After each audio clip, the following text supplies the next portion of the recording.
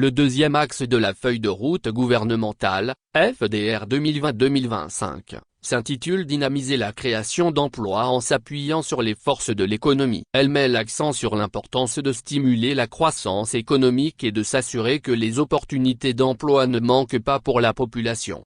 Le Togo a commencé depuis des années par encourager la création et le développement d'entreprises, en particulier les petites et moyennes entreprises, PME. Le gouvernement leur fournit un soutien financier, technique et réglementaire. Durant toute l'année 2023, le Centre de formalité des entreprises, CFE, a enregistré la création de plus de 15 000 nouvelles entreprises, contre plus de 13 800 en 2022. Budget prévisionnel. La loi de finances, exercice 2024, qui a été adoptée par les députés le 22 décembre 2023, s'équilibre en ressources et en charges à 279,1 milliards de francs CFA.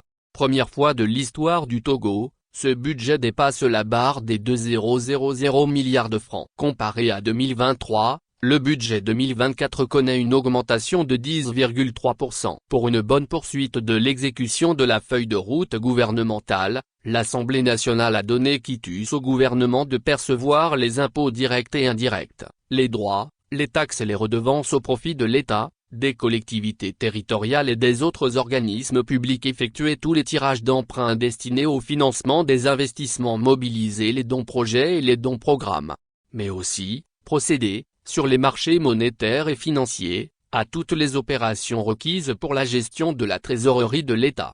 Le montant exact pour l'axe 2 de la feuille de route, 419 363 033 000 francs CFA, est dédié à l'axe 2 de la FDR pour dynamiser la création d'emplois en s'appuyant sur les forces de l'économie, comme le dit l'intitulé. En 2024, des crédits de 669,2 milliards de francs CFA sont consacrés aux secteurs sociaux, soit 48% des allocations budgétaires, explique le ministère de l'économie.